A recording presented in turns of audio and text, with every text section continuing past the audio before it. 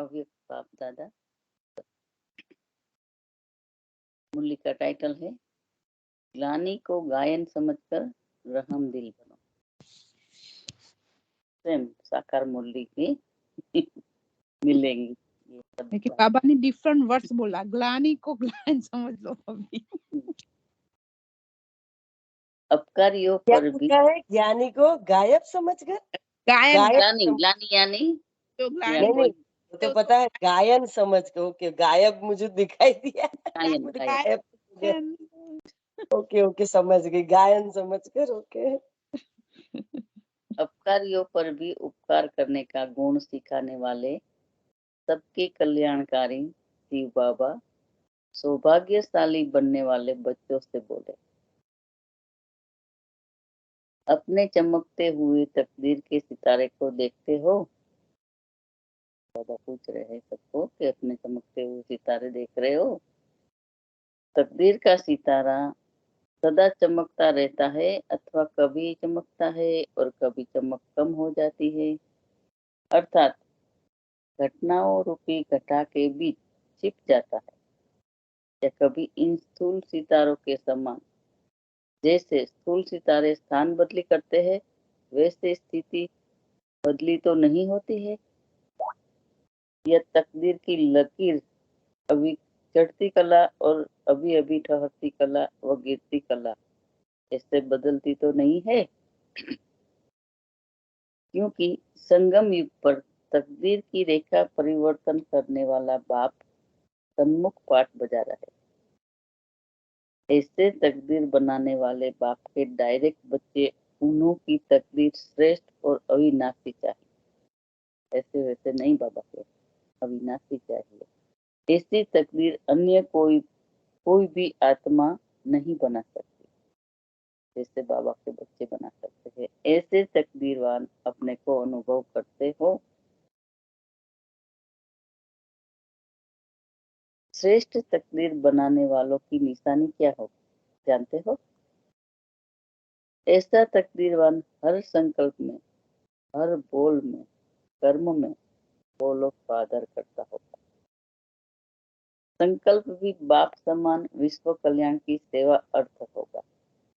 संकल्प भी विश्व कल्याण अर्थ होगा। हर बोल में नम्रता, निर्माणता और उतनी ही महानता होगी। स्मृति स्वरूप में एक तरफ बेहद का मालिकपन, दूसरी तरफ विश्व की सेवादारी आत्मा होगी। एक तरफ अधिकारीपन का नशा, दूसरी तरफ सर्वों के प्रति सत्कारी, हर आत्मा के प्रति बाप समान दाता और वरदाता, चाहे दुश्मन हो, किसी भी जन्म के हिसाब किताब चुकता करने के निमित्त बनी हुई आत्मा हो। ऐसी श्रेष्ठ स्थिति से गिराने के निमित्त बनी हुई आत्मा को भी, संस्कारों के टक्कर खाने वाली आत्मा को भी, घृणावृत्ति रखने वाली आत्मा को भी, सर्व आत्माओं के प्रति दाता और वरदाता, ठुकराने वाली आत्मा भी कल्याणकारी आत्मा अनुभव हो। तो ठुकराने वाली आत्मा भी कल्याणकारी आत्मा अनुभव हो। ग्लानि के बोल व निंदा के बोल भी महिमा व गायन योग्य हो, तथा ग्लानि गायन अनुभव हो। कोई निंदा भी करता है तो वो भी बोले गायन अनुभव। जैसे द्वापर में आप सबने बाप की ग्लानि का, लेकिन बाप ने ग्लानि भी गायन समझकर स्वीकार की और ग्लानि के रिटर्न में भक्ति का फल ज्ञान दिया, न कि घृणा, और ही रहम दिल बने।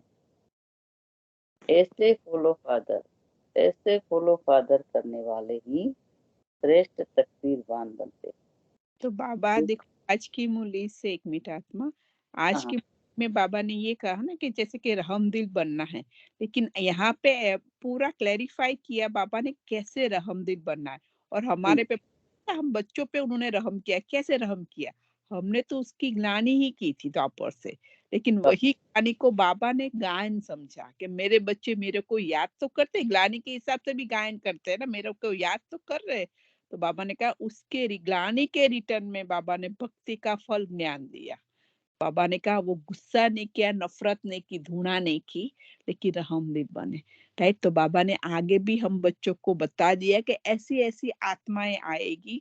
देखो बहुत क्लियर किया है बाबा ने कि आपको अपनी स्थिति से गिराने वाली आएगी। राइट, आपको जैसे ज्ञान में चलने नहीं देगी, आपको बहुत तंग करेगी, आपको ऊपर नीचे करने की, आपको मुश्किल करेगी। राइट, फिर संस्कार से टक्कर खाएगी आपसे। राइट, बाबा कहते हैं वही, क्योंकि आपकी हिसाब किताब चुकते करने वाली आत्मा है। आपकी संबंध में जो भी आत्मा है वो आपकी हिसाब किताब चुकते करने वाली है। वो संस्कारों को हमेशा टक्कर होगा ही होगा। राइट, तो वो कहते हैं धुनावृत्ति रखने वाली आत्माओं को भी, सर्व आत्माओं के प्रति, हमें दाता के बच्चे हैं तो हमें दाता दाता बस वरदान देने के उसको भी मुक्ति, जीवन मुक्ति का वर्षा मिल जाए, और उसको हमें कुछ न कुछ शांति शक्ति जो चाहिए वो आत्मा को। कल बताया था, कोई भी आत्मा भिखारी है सारी जो आपके आसपास है कि उसको देना है, हम दाता के बच्चे, हमें कुछ न कुछ देना है।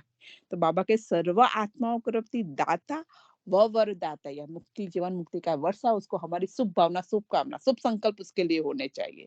तो बाबा ने ये बताया, फिर बाबा ने बताया कि ठुकराने वाली आत्मा भी कल्याणकारी आत्मा अनुभव हो। आपको जो ठुकरावाने है कुछ ना कुछ मुश्किल और ज्यादा मुश्किल करती है, बहुत ही आपका पथ और मुश्किल वाला करते हैं, लेकिन उसको उसमें भी आपको कल्याणकारी दिखे, क्योंकि वो मुश्किल वाला पथ है होता है, बार बार हमें मुश्किलों में लाता है। इसीलिए हम बाबा की तरफ ज्यादा चलते हैं, बाबा को ज्यादा याद, जो भी परिस्थितियां है या कोई आत्मा है या कुछ भी संबंध है, तो हम बाबा की तरफ जाते, तो हमें बनना कि अच्छा है, थैंक यू आत्मा, वो आत्मा की वजह से मैं बाबा की तरफ ज्यादा जा रही हूँ, बाबा को ज्यादा याद कर रही हूँ, बाबा के ज्ञान को ज्यादा यूज कर रही हूँ, बाबा की शक्तियों को, गुणों को मैं यूज कर रही हूँ। तो उसको बोल रहा है कि वो आत्मा भी कल्याणकारी आत्मा अनुभव हो। राइट, ग्लानि के बोल, वो कुछ भी गालियां दे, लेकिन वो बोल भी निंदा के बोल, ग्लानि के बोल मतलब वो आपकी निंदा करे आपके सामने, आपके पीछे जो भी है ना, लेकिन आपको उसको समझना क्या, ऐसी वैसे भी वो मुझे याद, तो इतना मुझे प्यार करते हैं कि ग्लानि की या निंदा की वजह से भी मुझे याद तो करती है। तो उसको बोलना गायन युग ने अनुभव करो। राइट, और ग्लानि गायन अनुभव करना है हमें। तो बाबा कहते जैसे मैंने अनुभव किया, मैं जैसे रहमदिल बनता हूँ, वैसे वो बाप हमें बच्चों को सिखाता है। बाप ने वो प्रैक्टिकल में करके दिखाया है, हमने किया है, हमें पता है। और बाबा ने अभी रहमदिल बन के हमें अपना बच्चा बनाया है, उसने हमें ढूंढा है, हमने नहीं ढूंढा है। राइट, और हमें हर रोज उसके लायक बना, स्वर्ग हमारे द्वारा स्थापन करता है, उसके लायक भी बनाता है, और वो भी विश्व पर, पूरे विश्व के ऊपर हमें राज्य करना सिखाता है। सही है, तो ओम शांति। बोले आत्मा। तो जैसे बाप से विमुख बनी हुई आत्माओं को अपना बनाकर अपने से उच्च प्रारब्ध प्राप्त करते हैं, ऐसे श्रेष्ठ तकदीरवान बच्चे बाप समान हर आत्मा को अपने से भी आगे बढ़ाने की शुभभावना रखते हुए विश्व कल्याणकारी बनेंगे। इसको कहा जाता है निरंतर योगीपन के लक्षण। तो फिर से आत्मा पढ़े, क्योंकि बहुत अच्छा बाबा ने निरंतर योगीपन किसको, निरंतर बाबा की याद में रहने के, योगीपन मतलब बाबा की याद में रहने के लक्षण बाबा बता रहे। जैसे बाप से विमुख बनी हुई आत्माओं को अपना बनाकर अपने से उच्च प्रारब्ध प्राप्त करते हैं, ऐसे तकदीरवान बच्चे बाप समान हर आत्मा को अपने से भी आगे बढ़ाने की शुभ भावना रखते हुए विश्व कल्याणकारी बनेंगे। हाँ, तो बाबा ये कहते कि जो बाप से विमुख, बाप को नहीं जानती है। राइट, वो आत्माओं को हम अपने नजदीक के संबंध में लाते हैं ना, उसको हमारी जो बात अच्छी लगती, बाबा का, बाबा कहते भू भू करते, वो ही है ना, कीड़े को हम बमरी बना देते, तो वही भू भू करते बाबा का ज्ञान थोड़ा थोड़ा थोड़ा थोड़ा देते हैं। फिर उसको पहले तक, क्योंकि उसके कि बाबा का ज्ञान मिला वही श्रेष्ठ तकदीर है। वो तकदीर, उसके बाप कहते वो बच्चों को भी, जिसको कुछ भी नहीं, उसको भी हमारे से भी आगे लेके हम उसको, उसके लिए शुभ भावना, शुभकामना रखते हैं। राइट, कि वो भी परमात्मा का बच्चा बन, पुरुषार्थ करके श्रेष्ठ पद पाए सत्युग त्रेता में। तो हमारी शुभ भावना, शुभकामना है। तो ये बहुत बड़ी बात है। तो बाबा कहते हैं आपको ऐसा करना है, जो भी आसपास के आत्मा है उसको ऐसे इतना लाना है बाबा के नजदीक कि वो बाबा को ही याद करती रहे, उसको और कुछ याद नहीं है। सही है। कहा जाता है निरंतर योगीपन के लक्षण। ऐसी ऊंची मंजिल को प्राप्त करने वाले जो बोल और भाव को परिवर्तन कर दे, अर्थात निंदा को भी स्तुति में परिवर्तन कर दे, ग्लानि को गायन में परिवर्तन कर दे, ठुकराने को सत्कार में परिवर्तन कर दे, अपमान को स्वमान में परिवर्तन कर दे, स्वाभिमान स्व अभिमान में परिवर्तन कर दे, वो अपकार को उपकार में परिवर्तन कर दे, वह माया के विघ्नों को बाप की लगन में मग्न होने का साधन समझ परिवर्तन कर दे। ऐसे बाप समान सदा विजयी अष्ट रतन बनते हैं, भक्तों के इष्ट बनते हैं। ऐसी स्थिति को पहुंचे हो या फिर स्नेही आत्माओं के प्रति सहयोगी बने हो, सहयोगी आत्माएं बने हो।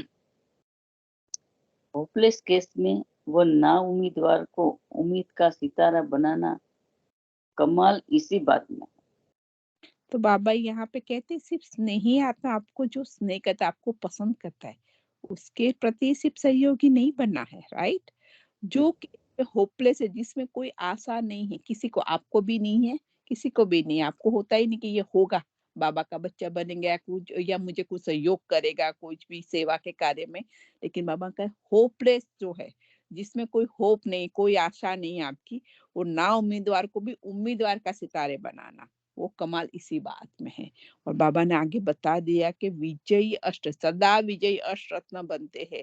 तो सदा विजयी अष्ट रत्न किस में बनते हैं, बाबा ने 5-6 लाइन बनाई है, उसमें पक्का पक्का पक्का अपने आप को कर देना है, राइट। क्योंकि कोई भी वो जो बोलते हैं या जो भी भाव है, उसको परिवर्तन करके निंदा को भी स्तुति में, कि वो मेरी निंदा नहीं, वो मेरी अच्छा ही अच्छा बोले, भले कुछ भी बोले, वो हमारी स्तुति, क्योंकि मेरे को याद कर रहे हैं ना, बाबा के बच्चे को याद कर, सब बाबा को याद कर रहा है, राइट। स्तुति में परिवर्तन, ग्लानि को गायन में परिवर्तन कर, ठुकराने को, राइट, सत्कार में परिवर्तन, अपमान को, जो भी अपमान हमें करता है उसको स्व अभिमान में परिवर्तन कर दे, राइट। तो बाबा ने अपकार को भी उपकार में परिवर्तित कर दे। तो माया के विघ्नों को भी बाप की लगन में मग्न होने का साधन समझ परिवर्तन कर दे। जो भी माया के विघ्न है उसको बाप, क्योंकि जो माया के विघ्न कौन से होते हैं, राइट, हमारी परिस्थितियां, कोई भी आत्मा है, वो हमारे माया के विघ्न आते हैं, या 5 विकार रूपी या 5 तत्व रूपी जो भी है। लेकिन बाबा कहते उसको बाप की लगन में, क्योंकि बाप को हम याद करते हैं, लगन में मग्न हो जाते हैं, वो का साधन परिवर्तन। ऐसे बाप समान सदा विजयी अष्टरत्न बनते हैं।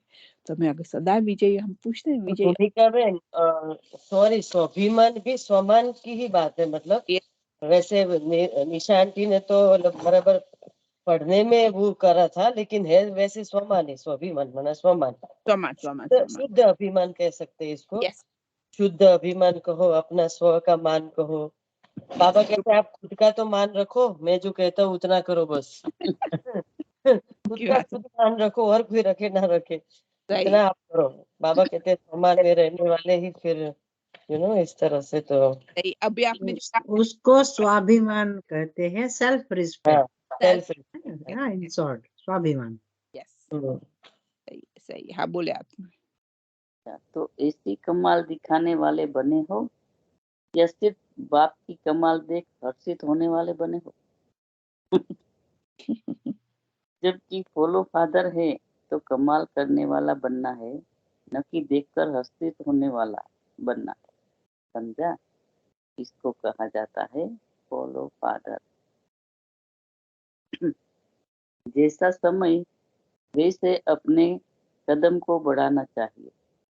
जब अंतिम समय समझते हो, सेकंड डिस्टर्ब करूं तो सभी नोट कर ले, अष्टरत्न में कौन आ सकते हैं, उसकी क्वालिटी बताई बाबा ने आज, हाँ, है ना। कभी हम पूछते हैं ना कि 8 की माला में कौन आ सकता है, तो बाबा मुरलियों में ही सब बता देते हैं, हमें नोट करके रिकॉर्ड रखना है कि अष्टरत्न में आना है तो हमें ऐसे करना है, परिवर्तन शक्ति को कैसे यूज करना है, कौन-कौन बात में परिवर्तन करना है, बाबा कितना डिटेल में बता रहे हैं।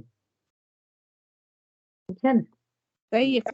कि हुँ, भक्तों के भी इष्ट बनते हैं क्योंकि इष्ट देवी देवता तरीके हमारी द्वापर से पूजा होती है ना, तो बाबा कहते हैं ऐसी स्थिति को पहुँचे हो कि वो भक्त लोग भी आपकी से पूजा करें बाद में इष्ट देव देवी करके। हुँ, तो बहुत क्लियर करते हैं, आप बोले आप। सदा विजयी अष्टरत्न बनते हैं यहाँ। हुँ। जैसा समय वैसे अपने कदम को बढ़ाना चाहिए। जब अंतिम समय समझते हो तो अपनी स्थिति भी अंतिम संपूर्ण स्टेज वाली समझते हो। समय अंतिम और पुरुषार्थ की रफ्तार व स्थिति मध्यम होगी तो रिजल्ट क्या होगी? स्वर्ग के सुखों की प्रारंभ मध्यम पुरुषार्थ वाले सतयुग के मध्य में प्राप्त करेंगे। एक एक शब्द कितना क्लियर बाबा ने किया। ऐसा लक्ष्य तो नहीं है ना। बाबा यहाँ पे कहते हैं अगर हमारा यहाँ पे पुरुषार्थ मध्यम है, हम्म, स्थिति पुरुषार्थ की रफ्तार है, जो हम स्पीड से जो पुरुषार्थ करते हैं बाबा की याद को याद करने का अपने हिसाब, अगर वो स्थिति मध्यम है तो फिर बाबा ने कहा सतयुग में भी मध्य पुरुषार्थ सतयुग में भी मध्य में प्राप्त करेंगे। इसका मतलब सतयुग में मध्य में आएंगे, पहले से नहीं आएंगे। तो लक्ष्य फर्स्ट जन्म में आने का है तो लक्षण भी फर्स्ट क्लास चाहिए। समय प्रमाण और लक्ष्य प्रमाण पुरुषार्थ को चेक करो। समय प्रमाण और लक्ष्य प्रमाण पुरुषार्थ को चेक करो। अच्छा, ऐसे बाप के समान सर्व के सत्कारी, बाप के वर्षे के अधिकारी, हर ना उम्मीदवार को उम्मीदों का सितारा बनाने की कमाल करो। 86 संकल्प आज हर संकल्प और कदम में यस। और कदम में फॉलो फादर करने वाले, श्रेष्ठ तकदीर बनाने वाले, तकदीर के सितारे, निरंतर बाप की याद और सेवा में तत्पर रहने वाले, सदा विजयी बच्चों को बाप दादा का याद प्यार और नमस्ते। सब बच्चों का भी बाप दादा को याद प्यार और नमस्ते। तो इस मुरली का विशेष तथ्य है, फर्स्ट पॉइंट है, श्रेष्ठ तकदीर बनाने वाले बच्चे की निशानी यह होगी कि वह हर संकल्प में, हर बोल में और हर कर्म में फॉलो फादर होगा। दूसरी पॉइंट है, जैसे बाप बेमुख बनी आत्माओं को अपना बनाकर उनका अपने से उच्च प्रारब्ध बनाते हैं, ऐसे ही श्रेष्ठ तकदीरवान बच्चे भी हर आत्मा को अपने से भी आगे बढ़ाने की शुभ भावना रखते हुए विश्व कल्याणकारी बनते हैं। अच्छा आत्मा एक सेकंड, बाबा जी कहते हैं जैसे बाप बेमुखी बनी थी, बाप को नहीं जानती, वो आत्माओं को भी बाप अपना बच्चा बना के पुरुषार्थ करा के उसको भी स्वर्ग की बादशाही देते जहाँ पे बाबा नहीं आता है। हम्म, राइट, तो बाबा कहते वो अपने से भी बना के वो आत्मा को अपना बनाकर उनको अपने से भी उच्च प्रारब्ध बनाते, क्योंकि परमात्मा कहते हैं मैं तो सिर्फ ब्रह्मांड का मालिक बनता हूँ, आप तो विश्व के मालिक बनते हो भाई, आप तो दोनों चीज के मालिक बनते हो, मैं तो एक का ही मालिक बनता हूँ। तो बाबा इसीलिए कहते हैं मैं वो बच्चों को अपना बनाकर उसको अपनी श्रीमत पे चला कर वो ताकत देता है, वो आत्माओं को योग बल से कि भी आप श्रीमत पे चलो, आपको ऐसा बनाता है कि वहां पे, और फिर उसको देवी देवता के हिसाब से भी उसकी पूजा होती है। देखो हमारे बाबा कैसा बनाता है हर कल्प में, राइट, तो वो बाबा भी कह रहे हैं तो हमें भी ऐसा ही करना है। और एक लाइन ऐड करूँ, बाबा ने एक शब्द यूज़ किया कि स्नेही को तो सब बनाते हैं। यस। हमारे हमारे जो रिलेशन में है, संबंधी है, उनको तो हम बनाते हैं, उनकी सेवा करते हैं। लेकिन आज बाबा ने कहा बेमुख बनी आत्मा मीन्स जो बाबा की भी ग्लानि करते हैं। हम्म, भगवान को सर्वव्यापी कह दिया, पत्थर टिकर में भी ठोस दिया, कितनी गाली दी। तो वो बाबा से बेमुख बनी ही आत्माएँ हैं ना। और हम्म, गॉड को मानते ही नहीं है, बहुत लोग तो ऐसे वो we don't believe in God. ये तो नाटक है, ड्रामा है, चलता रहता है। लोग ऐसा भी मानने वाले हैं, भगवान को भी नहीं मानते हैं। तो भगवान के कार्य को तो कैसे स्वीकार करेंगे कि अभी वो संगम में आए हैं। आज बोला नहीं विचित्र हूँ, दिखाई नहीं देता हूँ, इसलिए मुझे कोई जानते ही नहीं है।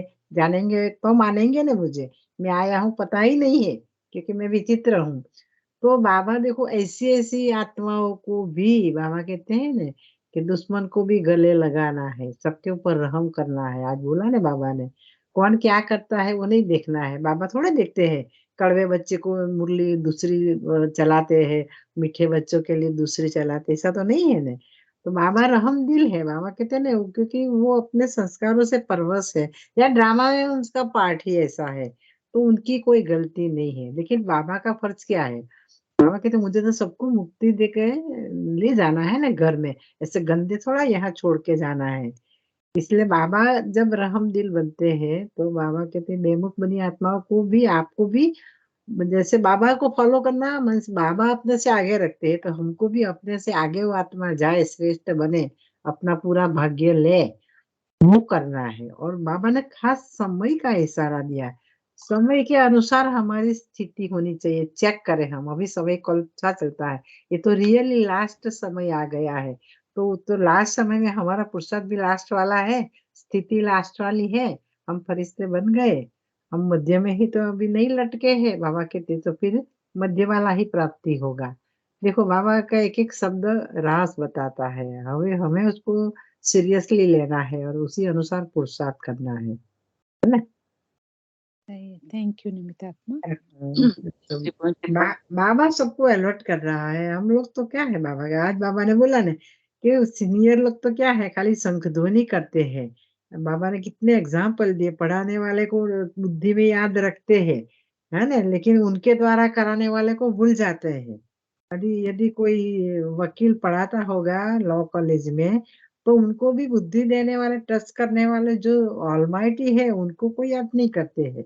वो पढ़ाने वाले टीचर को याद करते हैं।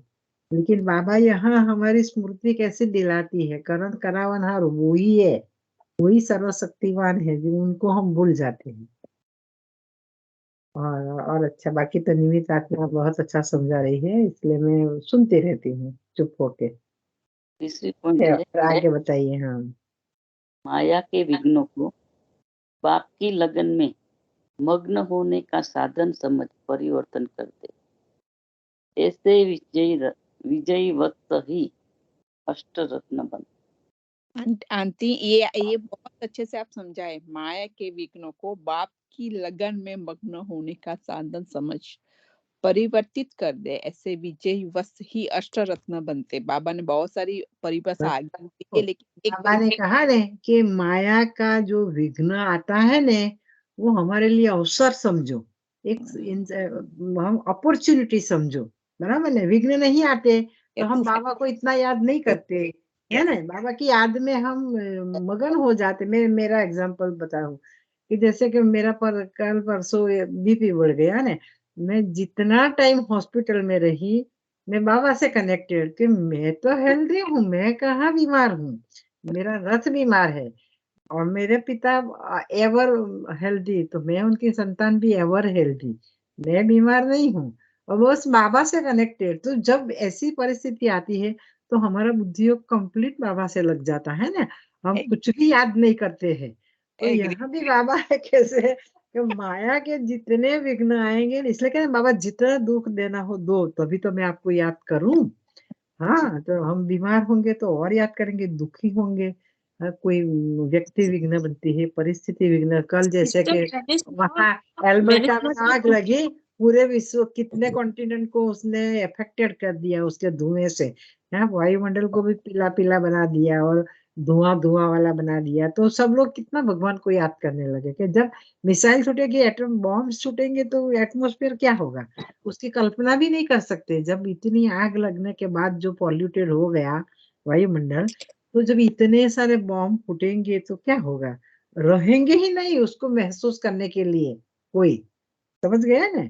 बाबा कहते हैं एक सेकंड में अग्नि संस्कार भी सबका समूह में, क्योंकि बाबा रहम दिल है। बच्चे तड़पेंगे, दुखी होंगे, क्योंकि इतना पाप कर्मों का बोझा है ना, कैसे वो चुकते करेंगे। इसलिए बाबा देखो सफाई भी कराते हैं, आत्माओं को मुक्ति भी दिलाते हैं एक सेकंड में, कि प्रकृति की वो निमित्त बनाएंगे बाबा। तभी तो आत्मा इतना दुख की फीलिंग्स नहीं उस टाइम में महसूस करेगी। तो हमें भी फॉलो फादर करना है। बाबा ने हर संकल्प में, हर बोल में, हर कर्म में फॉलो फादर, उसमें सब कुछ एसेंस आ गया, पूरा ड्रामा का एसेंस आ गया। आज की मुरली तो क्या, पूरे ड्रामा का एसेंस आ गया कि हमारा हर संकल्प, बोल और कर्म हमको फादर के अनुसार होना चाहिए। फादर कैसे सोचते हैं हमारे लिए, आके कैसी भाषा में हमें बनाते हैं, मीठे बच्चे प्यारे बच्चे कहकर, और वो क्या हमारे लिए कितना अच्छा काम करते हैं, हमें मुक्ति दिलाते हैं। हम इतने पतित बन गए हैं, इतना बोझ है, हम माया के बंधन में ऐसा ऐसा हमने कर्म किया है कि जिसका वर्णन नहीं कर सकते हैं। फिर भी वो दयालु है ना, तो हमें उनको फॉलो करना है बस। सही। दर्जी बहन ने बोला ना, कोई आत्मा कैसा भी संस्कार वाली हो, उसके ऊपर गुस्सा भी नहीं करना है, उसको रिएक्ट भी नहीं करना है, ऊपर से उसके ऊपर रहम करना है, उसके लिए शुभ भावना देनी है। वो भी आत्मा बाबा को पहचाने, वो भी बाबा से समझ ले, वो भी अपना संस्कार परिवर्तन करे, वो भी अपना भाग्य बनाए। बाबा कहते मन सा सेवा करो ऐसी आत्मा की, बस। बहुत अच्छी बाबा की हर मुरली अच्छी होती है। और देखो आज तो साकार मुरली कोइंसिडेंस, साकार मुरली से एकदम कनेक्टेड है ना। बाबा ने सिर्फ वहाँ पे रहम दिल बोला, यहाँ रहम दिल पूरा डिटेल में बता दिया रहम हाँ, दिल। पूरा डिटेल में कैसे रहम करना है बाबा ने बता दिया। कैसी भी आत्मा आई आए आपके सामने, आपसे भी आगे जाए, उतनी अच्छी शुभभावना रखनी है। तो बाबा कहते जितने विघ्न आएंगे उतना हम बाबा को याद करेंगे ना, वो हमारे लिए साधन बने। देखो हमारे घर में भी कोई आत्मा हमें बहुत परेशान करती है ना, तो ऐसा समझने का कि वो मेरा गुरु, वो मेरा शुभेच्छक, क्योंकि वो मुझे बाबा को ज्यादा कनेक्ट करवाता है। तभी तो मेरा कचरा भी साफ होगा ना, और मैं खुद को भी परिवर्तन करूंगी, क्योंकि बाबा समझ रोज देते हैं। कोई कैसा भी रिएक्ट करे, हमें रिएक्ट नहीं करना है। कोई कैसा भी एक्ट करे, हमें रिएक्ट नहीं होना है। ऊपर से अपने को चेंज करना है, और वो आत्मा भी चेंज हो उसके लिए उसकी सेवा करनी है। बस यही ज्ञान का एसेंस है। पक्की तो बात। ये हाँ, तो ये हमारे लिए साधन है। बाबा कहते हैं माया के विघ्न, क्योंकि कोई भी हमको आत्मा परिवर्तन करने में वो मदद करता मदद है, करती है। हमको विजयी बनाने में मदद करता है, मदद कर- हमको अस्त्र बनाने में मदद करता है। कोई भी आत्मा आपको ज्यादा से ज्यादा जितना आपको विघ्न देगी, इतना ही आप बाबा को याद करते, वो आत्मा का शुक्रिया करे दिल से। हाँ, वो आत्मा का शुक्रिया करे कि याद जब थैंक्स मेरी वो परिस्थिति आपने, आती है ना, मैं परिस्थिति को शुक्रिया करती हूँ कि हाँ, शुक्रिया खुदा ने परिस्थिति आपने मेरी मुझे बनाने में मदद किया, आपने मेरी सेवा की। यस। बाबा को मैं बहुत याद करती हूँ, तो मैं बाबा को बोलती हूँ शुक्रिया परिस्थिति का।